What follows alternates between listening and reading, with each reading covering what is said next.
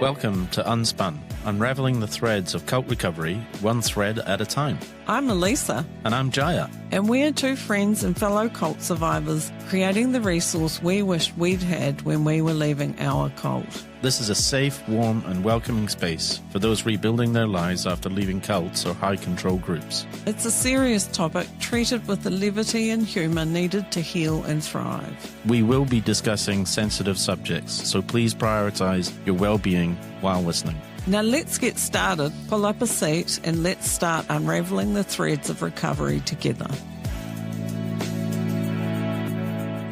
Welcome back to Unspun, the podcast where we unravel the threads of life inside high control groups and cults. We explore what recovery can look like on the other side. Today we're joined by Bec Sonkkila, who spent 6 years inside Misa, a Romanian yoga cult with a global reach and a guru who is currently imprisoned on serious criminal charges. She got out, then she spent years figuring out what that actually meant, not just leaving, but rebuilding a self that has been systematically dismantled. That process became her work. Bec is a relationships and recovery coach specializing in coercive control, post-cult identity, and the kind of intimacy that nobody teaches you.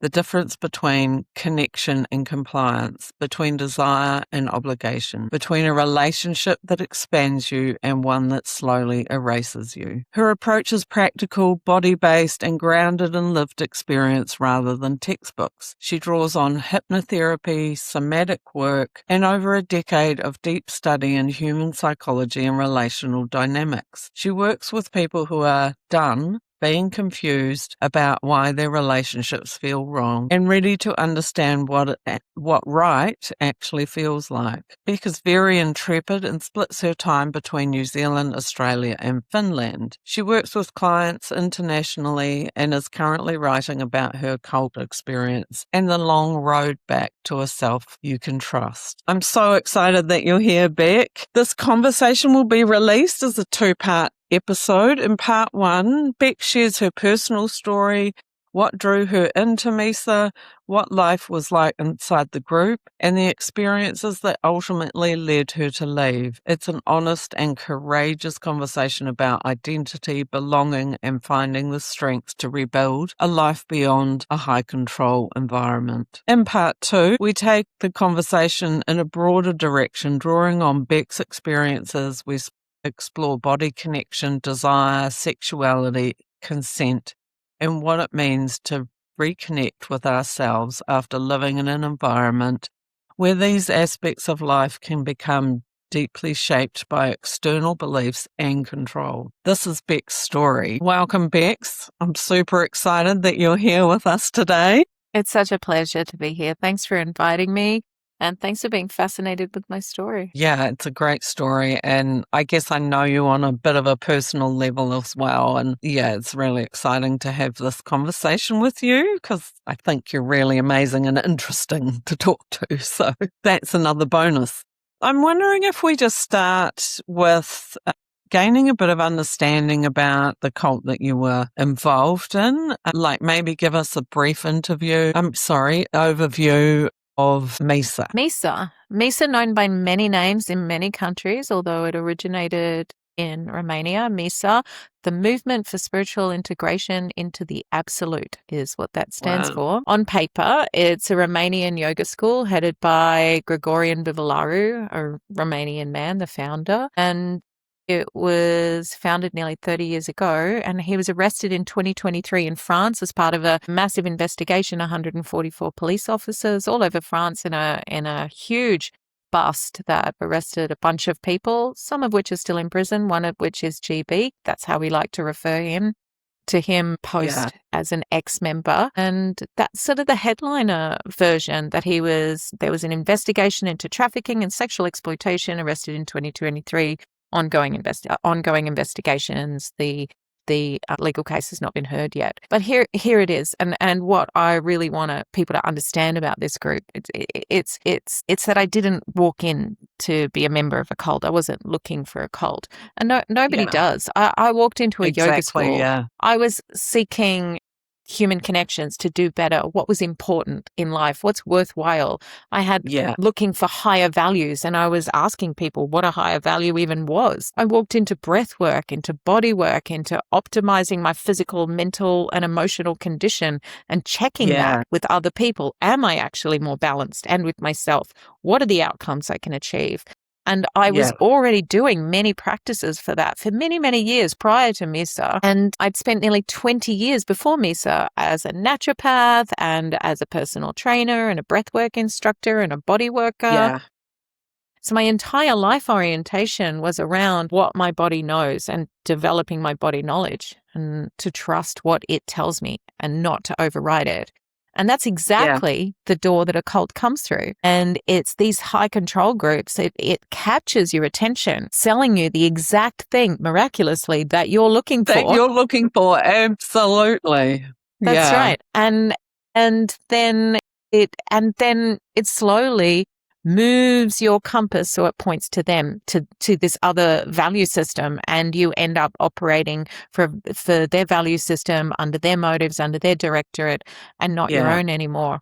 Your voice is usurped. It's swapped out for theirs, and it's your own voice that you learn to trust. You can't hear it anymore, and you end up wearing theirs. Yeah. So what originally drew you into it? Well, like I said, I was looking for what was worthwhile in the world. I'd been practicing a long time yoga and these biohacking things and breath work. I was feeling great, sleeping less, eating right, feeling amazing. I was more emotionally balanced than my parents, which was a big goal, than I had ever been.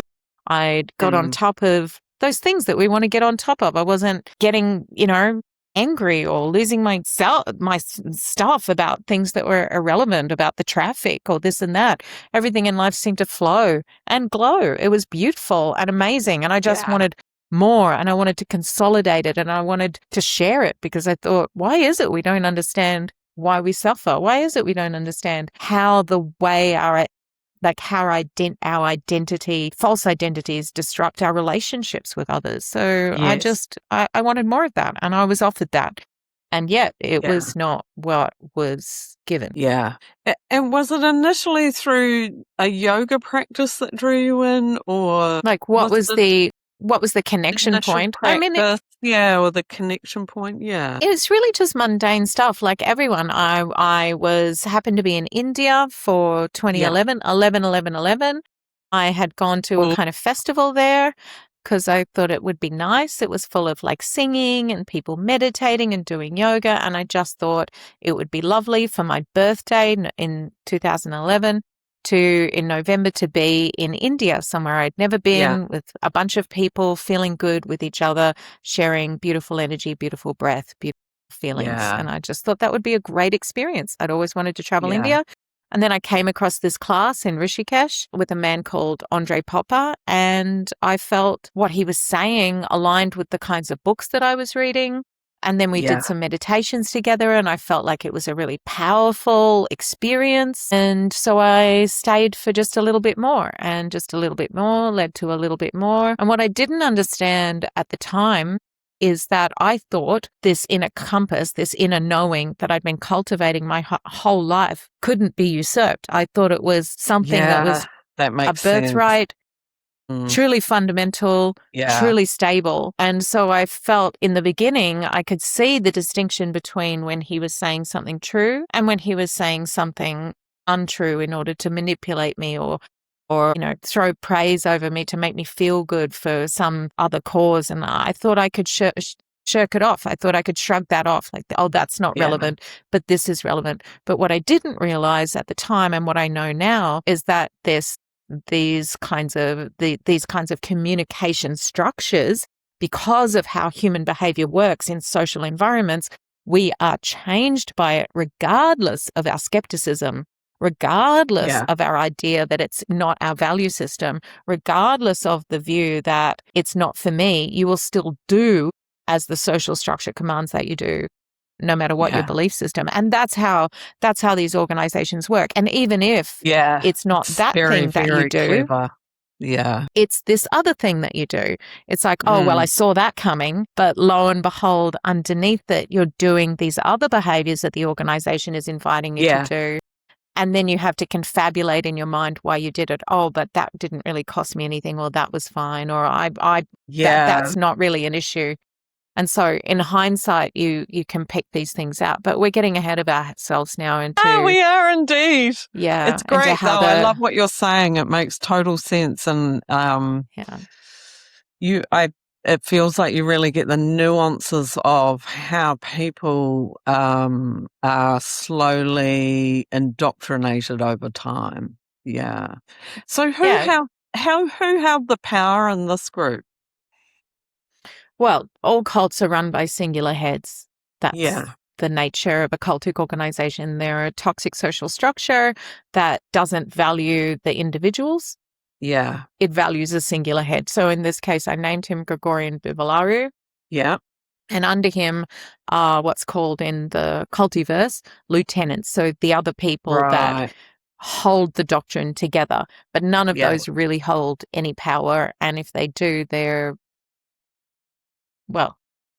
torn down and caused to leave. And I saw many instances where people who had devoted their entire adult lives to Gregorian Bivalaru were pushed to tears in his presence and humiliated in front of people much, let's say, lower, or, people who had just joined in a way that was really clearly deeply distressing for that person, and for no real visible reason, except understood in cult dynamics to take power over and to take power away from, to humiliate, to distort, put them in their to gain control. Yeah.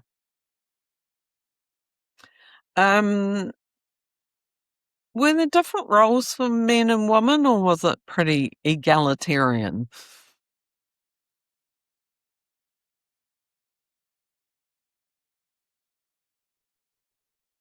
One of the central common threads in cultic organizations are the many rules. And now we jump ahead to how a cult actually functions.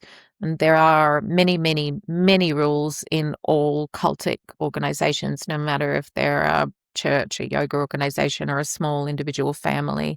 And what one finds out through deconstructing how cults work is that those rules are generally the same across the board through the organizations, controlling how genders behave, what they wear, what you can say and can't say, who you say it to, in what way and when, and what you do with your life. And there's different rules for the head of the organization and the members, and there's hierarchies in the organization.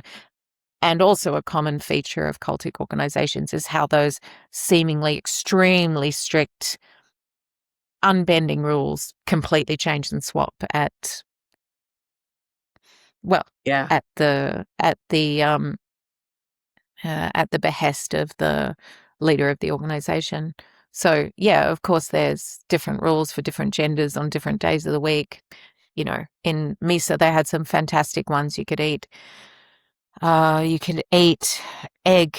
Was it egg yellows or egg whites? But not that you could eat egg yellows, but not egg whites. And so thousands of people are separating their eggs and swearing that one part of the eggs. You could eat tomatoes, but not the skin. You could, eat cream cake and sugar, but you couldn't. But you couldn't do other things. It was insanity. Vomiting was well supported. Drink 10 liters of salt water and puke every morning so you can get out the toxins, but eat cream cakes till you're 10 kilos heavier because GB likes chubby girls. Right. Whatever. Yeah. So when did they start to appear for you? The first flinches and doubts and clashes inside were physical. And they've been going on since the very beginning. It never actually settled. Like there were really beautiful experiences and really lovely teachings that I thought, oh, wow, that's so beautiful. But there was a seed in me that thought, I read that in a book, or that was nicely delivered information, or wow, that's a really spectacularly beautiful experience and heartfelt, loving connection with a person. Yet that doesn't make a spiritual path, or that doesn't mean that this is the right way to go. There was always this inner friction. My body had been pulling back and pushing against my mind, and like parts of the, do we call it a school or a practice? Let's just call it a cult. Parts of the cult from the very beginning. But I had put that on pause. I pushed it back and I said, look, let's just see. It's ridiculous to think I should agree with every part of this organization. So there wasn't, this is so amazing. And then there was a moment of flinch. Outwardly, I was like, this is amazing. They're doing incredible things. This is so beautiful. And some parts were really very beautiful and some parts were really very weird. I even heard, I had heard a Buddhist teacher on that, speaking to Sam Harris once, saying that he had joined this organization and it was never really a natural fit for him, this Buddhist studies. And they'd been talking about past lives and he'd never really got it or believed in it. And he was told by a teacher to him, well, if that bit's not for you, just let that pass by and take the bits that work. And I was working on that principle. But yeah, it helps you to suspend that kind of critical side of you. I did suspend parts. Yeah. But what I didn't know, what I didn't understand, which we'll uncover in this interview, is that the time I took suspending those doubts, I was able to have my value system swapped out for theirs. I thought I would come back to my value system and say, okay, now I have this data and that data, what is actually working and what isn't. But by the time I had enough data, I no longer had a body I could feel. And that's really, when we're talking about what was the first flinch, the flinch and reaction and resistance was there for a long time until I started to, until I had no real stable inner universe to trust. But then the inner discomfort was so intense, I had to do something about that. So, right, yeah. What did you know in that moment that you hadn't been ready to admit? The moment of realizing that your body was in the state, and you're like, I guess, realization. There were quite a few moments, to tell the truth, but one was I had reached out to GB because this teacher in India had been behaving in a way that I felt was rape. I felt legally in my country, what he's doing is rape. What he's doing is at least sexual assault. And people, mostly women and men though, were turned away from their spiritual path, from seeking. They were given bad experiences and left with a bad taste in their mouth. And I felt sad and sorry for that imprint, that it could be years or maybe never that those people would come back around to personal growth. And I'd been reaching out to GB about the behavior of this teacher. And in response, I was no longer welcome to attend classes. In fact, I received a quite long, scathing letter where I was told, you are not a yogi. You are not a woman. You are not human. And a huge impact. Yeah. And the impact that it had was, I thought, yeah, you're right. I'm not a yogi. You're not my guru. This path is not for me. Whatever it is that I thought I was doing with my letter to you before, that wasn't real. What is real is what I feel in this moment. And that was a lot of discomfort. There was so much inner static and intense feelings. It was an extreme physical experience, actually. Right, yeah. How does it manifest for you physically? Can I ask? How did it manifest for me physically? Well, what we're talking about here is words that I discovered later in my recovery. And it's not until I had a scaffold to hang what I was feeling on that I had words for it. At that time, all I had was like inner static. I had inner pain. I felt sick. I felt confused. I felt distressed. I felt like fearful, frightened. I didn't know who to talk to, who I shouldn't talk to. I didn't know where to turn. And yet in that moment when I received that letter, I felt profoundly present, very clear that where I was going was something I knew and not something he knew. So not something that group was giving me. They were impressing upon you. Yeah, I just understood right then and there. It no longer was, Yeah. well, maybe they do know and I just don't know that they do know, or I don't have enough data yet, or I haven't tried hard enough. I just knew right then and there. Yeah. Right. They're not who they say they are. Yeah, like really starkly came into Yeah. focus. Yeah. And so in terms of the next step, was that the moment when you were like, okay, I'm out, or was it a long, hard extraction process? Or Look, the next steps are just long, because I was expelled. They had to throw me out. I would have killed myself in that organization if they hadn't have thrown me out. So they had to throw me out for me to realize, oh, they're not out for my best interest. They're out for their best interest, and I'm no longer useful, I guess. And yet still, I had my doubts for quite a while. I couldn't frame GB as not helpful on some level. I had to see him as good because the process is so long and painful. It's a long way to go from this isn't working for me to I have overridden my own body signals for so long. I have caused myself damage. And then watch that, because that's a very dangerous thought. I have hurt myself. Yeah. No. That organization has swapped out my value systems deliberately for theirs and told me to ignore my own inner feelings, to ignore what I believe, what feels good for me, what feels healthy to me.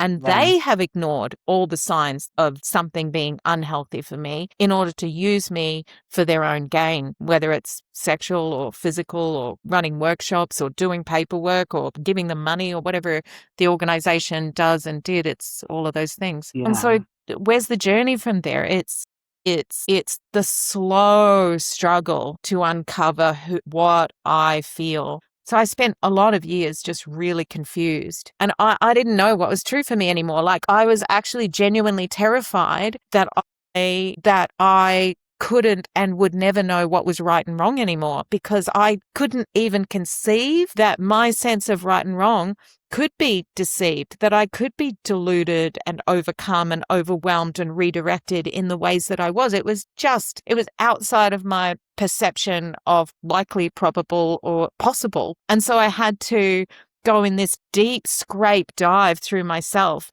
and look at all the choices I've made year after year after year. And I have to tell you, that's a very painful thing to do, to say, I did that, but I didn't choose to do that. I did that, but I didn't choose to do that. Whereas all of those years I'd been saying, I am choosing to do that. I am choosing to do that. And that's a difficult thing to understand when it comes to absolutely being inside a cult. I think that's one of the scariest things for people, is when you lose control over things. And it's such a unique experience that people can't understand how you lose control. Like, I often work with people who have severe mental illness and their brains are not functioning like, say, you or I.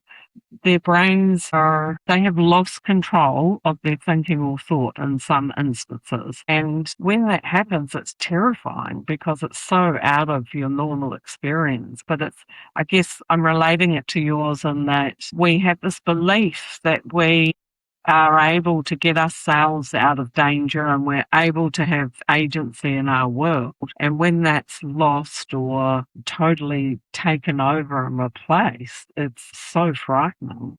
Is that... To disagree. It's not frightening that it's... for it. Yay!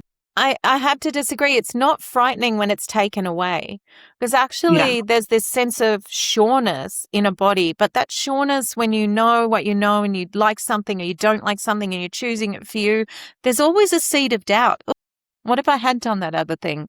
That person gave me weird vibes. I don't like them. I moved away. Oh, but what if they were a good person? I'm really being judgmental. You know, there's always that seed of doubt. But what a cult gives you is sureness. It gives you absolute rules. Wear this, do it this way, do it that way, do it this way. I mean, no matter how you try, you're always doing it wrong. But somebody told you what to do. They told you what to think and where to go. And that's exactly how it works. So you have this inner knowing. You have this inner voice. You have this inner feeling in your body. I feel good. I am more emotionally stable. I know I'm handling these situations better. And then you swap that out for the organization telling you you're handling this worse. You're handling that better. You need to channel more Shakti, go work in a strip club. You need to, you need to be less of a vacillating woman, go and handle our media or something, whatever they want you to do. They come up with a reason and you're like, actually, I was feeling really stable. All right, I'll go work on that because obviously I'm not, if you think so.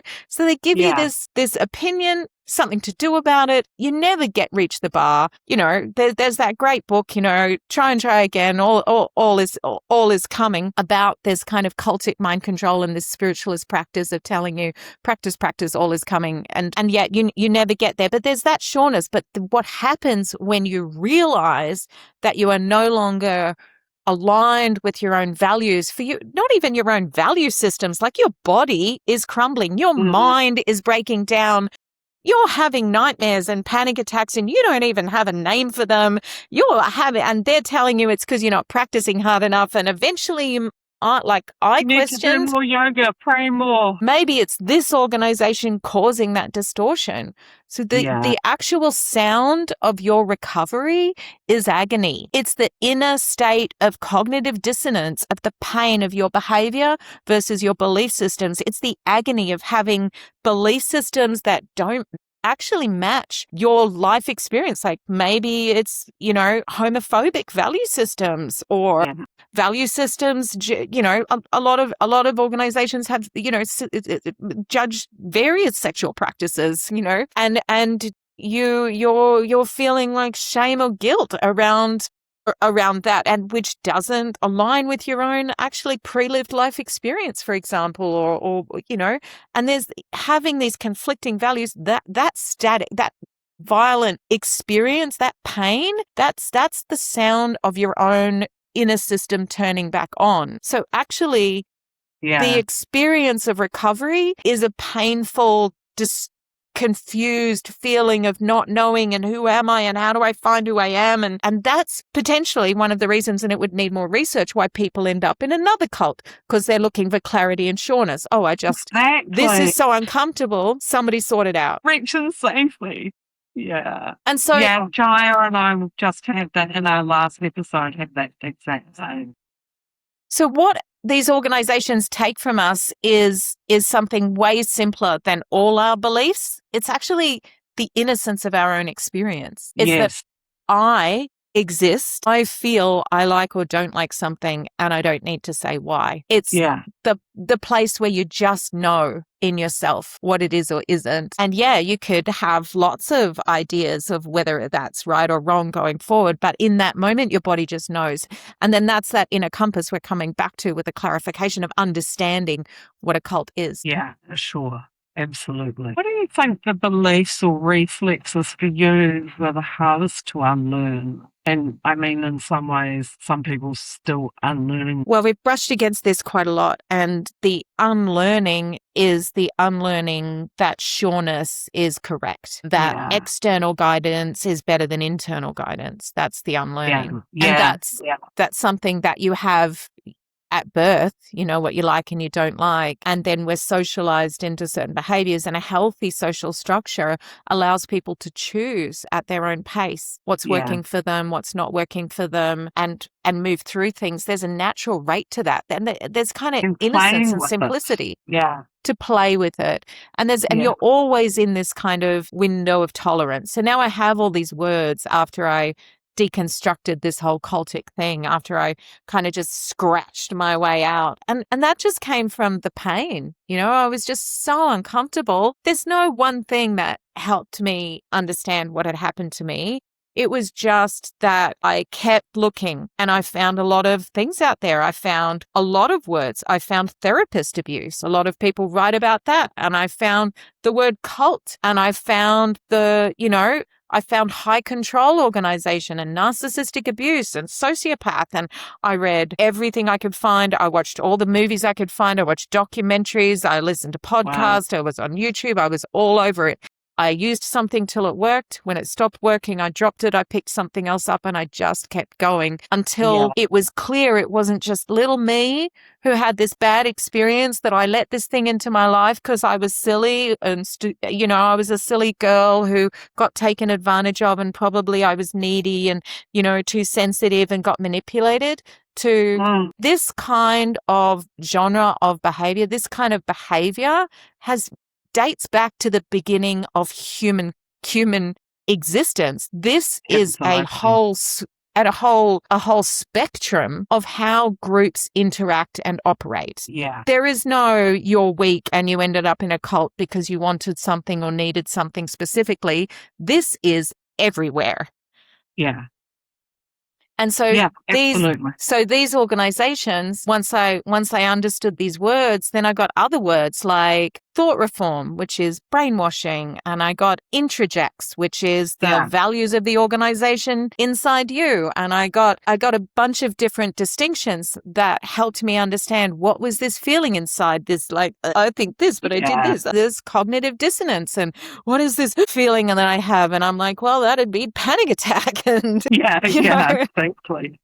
And then I really went on this huge mission to find out as much as possible and educate yourself and to help you understand. That's right. And I just didn't stop. And eventually it led me to realize there isn't enough conversation around this. I mean, it just shouldn't have been this hard for something that is so synonymous with culture and society. Culture, it's just a culture, a toxic culture, but it's just a culture that's a part of our culture. And that's why this thing is everywhere.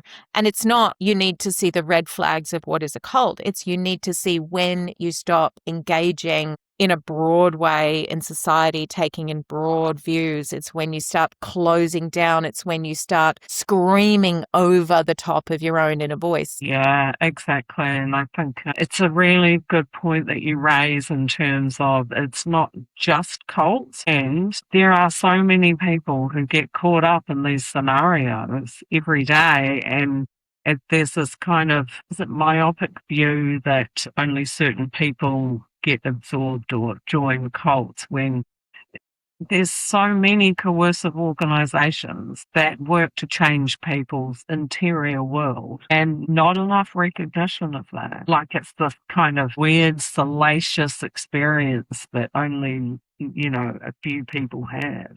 Only the specially broken or the specially weak or the specially needy person. And somebody said to me years ago, a very intelligent woman I know who I respect, who's a good friend, still a good friend, said to me, a cult couldn't get me. I went to this Scientology group when I was a teenager and I knew what they were doing. They didn't catch me. I could walk away. And I said, they didn't want you. That's why they didn't catch you. You didn't have anything of value for them at that time. Right. You didn't have enough cash, baby. You didn't have enough money, power, influence, and you probably weren't hot enough. What did you have that they wanted? Yeah. That's the thing.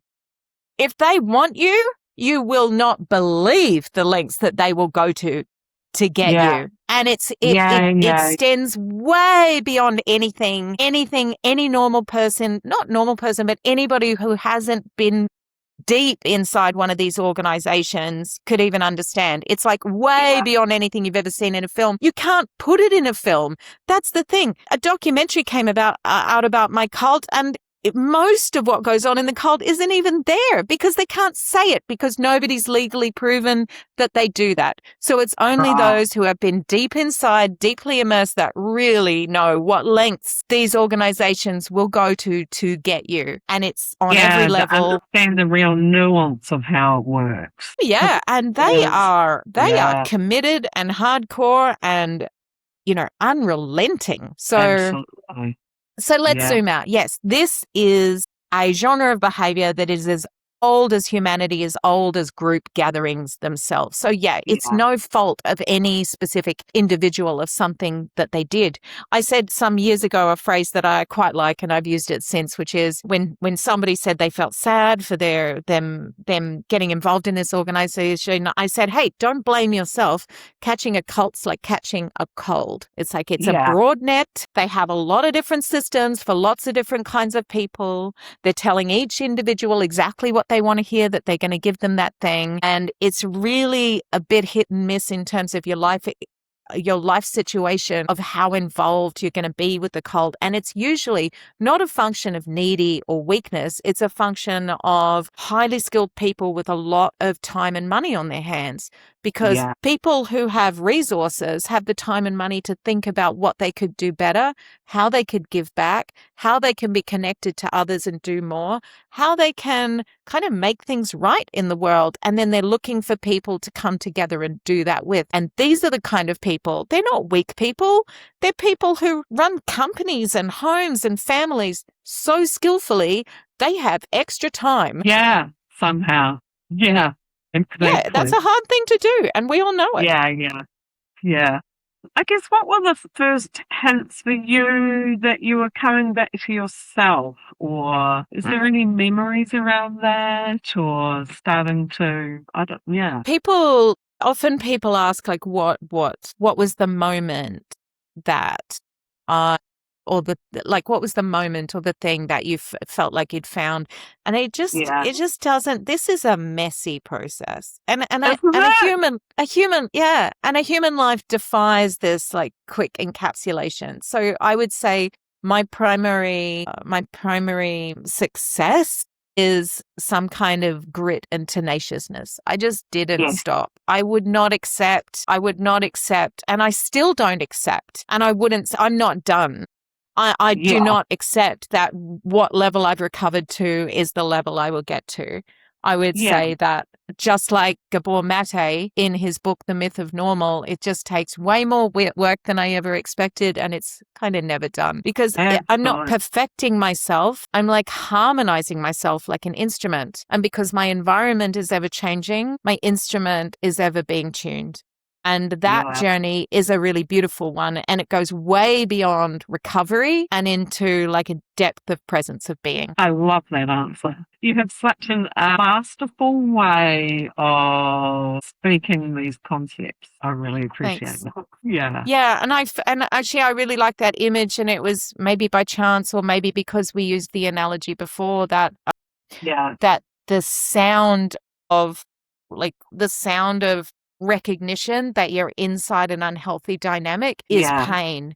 That's not a signal that you're broken. That's not a signal that you'll never recover. This kind of internal dissonance and the panic and the anxiety and the depression and the don't know who you can trust and the confusion, that's actually a sign that your instrument is turning back on, that your compass is flowing this way and that, and you're looking for where the alignment is. And at some point that tune becomes a sound that you can hear and you can feel, and then your compass is inside. You own it. Yeah, absolutely. I totally agree. Often with clients I'm working with, they're like, I'm so confused and this is so painful and it's so this and it's so that. And I try to gently kind of say, that's actually good because that you're in a space where you're open to learning, and you're in a space which means that you're on your way, or the connections are coming, or they're being connected.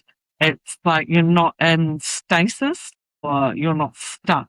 It's quite hard to kind of believe, I guess, when you're in the pain. But I think that's all. Yeah. And that's the thing that these groups are selling, that they're selling like a complete packet. I will free you from pain. I will free you from confusion. I will take you to the endpoint. You will find awakening here. You will find Amrita here. You will find like your perfect partner, love match, whatever here. You will find the perfect union here, perfect sex here. Every man will want you. Every woman will want you. Whatever it is you're seeking, it's all here, and it will be perfectly handed to you. And I will give it to you if you just work hard enough. Well, there are no perfect solutions in life. Life is simply just what it is. It is what it is appearing. there's no other perfection than this incredible mystery. There is no other place to be than this sometimes painful, sometimes glorious, delicious ecstasy, agony experience of confusion. And sometimes loving your partner is Absolutely. devotion, and sometimes Yeah. it's just work. Yeah. I wonder, I know that you are really passionate about other things, and I wonder how, in terms of your flying and learning to climb and do things like that, I wonder how that's played into help support you on this journey. Yeah. So we've talked a lot about this inner compass and trusting yourself and the pain inside the recovery, like the sense of discovery of just seeing that have I lived to my fullest potential? Have I done something worthwhile? Have I completed what I wanted to? Have I even done what I wanted to do in life? Who am I? Like, it's like you turn 30, 40 or 50 and these kind of questions you're asking. And I think that a tenacious kind of cleaning of the lens or clearing back of the false beliefs and the false morals and the self-judgment and those things, it's a process and it takes a long time. And there's a real place for turning off the voices. Yes. There's a real place for doing that, for just silencing the tracks, because a lot of those are just such automatic stuff. Aren't they? And and one could say you could meditate it away, but actually it can just amplify it. And mindfulness, when you come from a yogic or organization or a spiritualist group or a church group, any kind of prayer or silence or meditation is not really the way to quieten the mind anymore, because it's quite triggering. So something physical that isn't yoga, that isn't about being better for somebody else, that isn't something somebody else measures, that's just me, and that raises edge of being in the now, and something that triggers fear, but a fear that will go away, rather than the fear of God or the fear of GBs sending me off to wash dishes in a tiny little town because I didn't do something menial in the right way, or the fear of 2,500 women calling me full of demons, or whatever the anxiety is, the fear that I'm on the wrong path or I'll never get it back again, or all of these like knowns, they never stop. There's ambient terror in the background, and that could be a corporate life as well, which is also a kind of cult, like the corporate life that says, the climbing and mountain biking and cycling and intense physical things and paragliding bring me to that edge of being right in that moment. And it's right there that I see what stands in my way of the recovery, let's say. Right. If recovery and being present and listening to myself are the same thing, if responding naturally with innocence to the level of what's required in that moment, and no more and no less. So just put my hand on the next hold, lift my foot up, or just steer in the paraglider to where there is to go, just launch at the right time, to really be so fully immersed in all of nature that I'm responding to the right level, not overreacting, not withdrawn and underreacting, just action.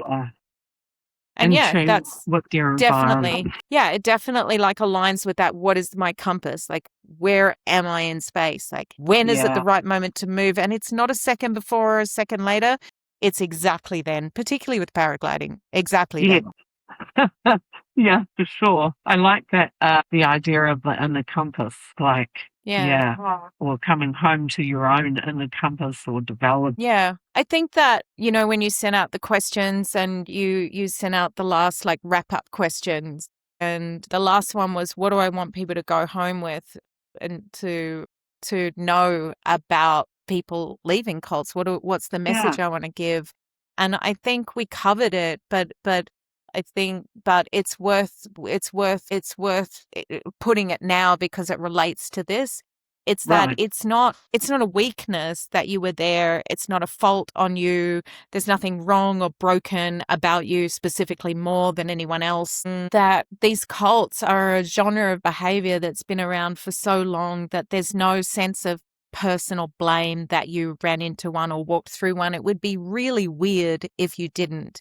everybody in the world has put aside their own values for something at some point or many points in their life, for a partnership, like a parent or a child, for a business or a deadline, for even a stranger, for so many things, that this is just that in an extreme version. And to turn it into something that specifically marks you, like a red letter, is just a kind of socialized way of people distancing themselves from pain, which we can't do.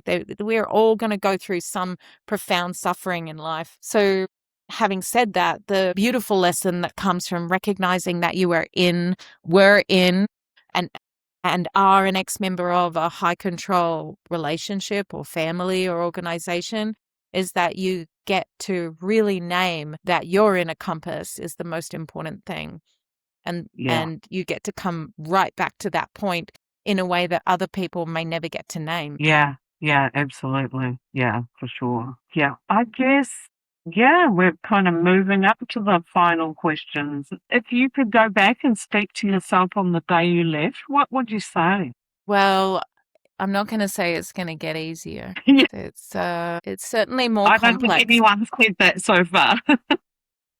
It's certainly more complex before it's more simple. Mm. And at that stage, when you're right at the point where you've just realized that it's not working for you, there's so much confusion. You don't believe anybody about anything anyway. You don't trust anybody. Yeah. And one of the primary issues of being in a cultic group is that you learn to distrust the very people that are close to you. Yeah. And it can be very triggering for a long, long time in life, maybe till the end of life, to be in conversations with people that were in the same cultic or family cultic group as you, because they use certain specific words, this kind of loaded language, and it triggers you in a certain way, and you are reminded that you can't trust those people, that they serve this thing, this guru, this head that's actually out to that's a toxic force in your life, not a healthy force. So yeah, I wouldn't have believed me if I said it was going to get better. But I would like to say that the feelings of terror and anxiety and confusion are not a sign of your insanity or that you've done something wrong, that God is punishing you or causing some psychosis because you didn't try hard enough or put enough in to getting awakened. I would say that is the sound of a healthy system waking up. Yeah. I love that so much. Yeah, that's a fabulous message. And one thing. I pre-answered that question. I thought so.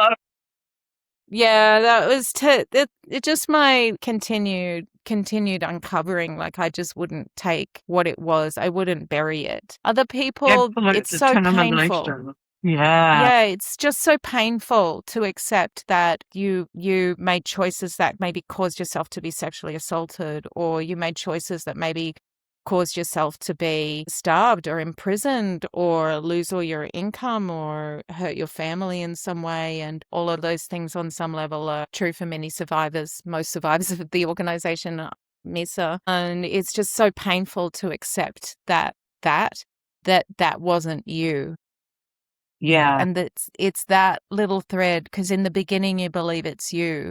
Like, how could I do that? That you don't want to face it. But to actually accept that I was there, however, I wasn't acting on my own values, that I could not consent to that given the situation. Yeah, absolutely. Yeah, I think we often, we live in this culture of ultimate responsibility. And quite frankly, I think it's bullshit, because there's so much that goes into making decisions. Our history, our ancestry, our experiences, where we are, our present environment, our mood, there's just so much that goes into decision making. Exactly.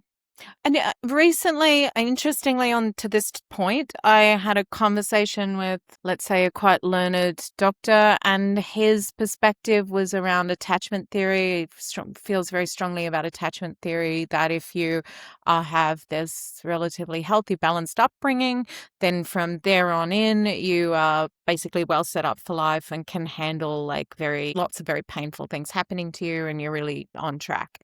And I said, oh, that's interesting. I now firmly disagree. I believe it's not that I don't believe in attachment theory. It's very useful theory, fantastic stuff. It's that I have now heard so many stories of people who are doing very well in life. Everything is going along really swimmingly. And then they catch a cult. And then they're in some hellish life cascade for 5, 10, 15, 20, 25, 35, 40 years trying to recover from something that basically just derailed their life. And then they're trying to recover from it for tens of years going after that. And it turns them into a person that looks really dysregulated and misaligned in society. And because they've had their value systems usurped and exchanged and swapped out for these other value systems and lived this life that did things that they didn't even believe in, and then came out losing 10 or 15 years of their life and then can't explain it to themselves. And this is why we need to have these conversations, because people don't believe that happens. Yes. And it does. Yeah. And then who do you talk to? I love that you brought that up, and I love that you brought that up around attachment therapy. Attachment theory, because it goes back to that kind of ultimate self-responsibility stuff, which I don't believe in. I mean, I'm not going to go into it anymore, but I guess, wow, I love that. I love this conversation we've had. I love how you create really amazing kind of pictures or stories that make sense in terms of the internal processes of being absorbed into a cult and then being thrown out, and the whole journey of processing that made a lot of sense to me. And so a huge thanks for coming on today. Yeah. Thanks. I really just hope this narrative is useful, that people can see themselves in this, or you're the partner of, or you're the child of, or you're the parent of, or you're the friend of.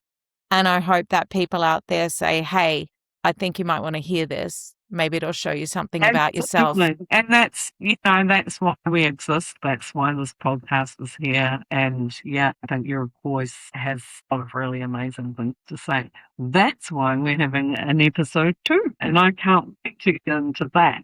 So now we're wrapping up another episode of Unspun. A huge thank you to Bec. I know your story will inspire and give people direction and clarity about their experience. I know that these stories can stir a lot, so take care of yourself and make sure that you're doing okay. Unspinning these stories takes a lot of courage to speak, to listen, to feel. If anything came up today, please take care of yourself. We honour everyone who shared today, especially Bec. Thank you for walking alongside us. Until next time, this is Unspun. Thanks, Sally. That brings us to the end of this episode of Unspun. We hope that what we discussed today resonated with you and helped you on your journey. We'd love to hear your thoughts and recovery tips, so please reach out at unspun@uncult.support and follow us on Instagram at un_spun. All past episodes are available to stream anytime on plains.org.nz. And hey, a quick favour please. Please subscribe on your favourite podcast platform and leave us a review. It really helps other survivors find our community. Join us fortnightly on Tuesdays, 7 p.m. for a brand new episode, broadcasting on 96.9 FM. Thanks for listening, and until next time, be well.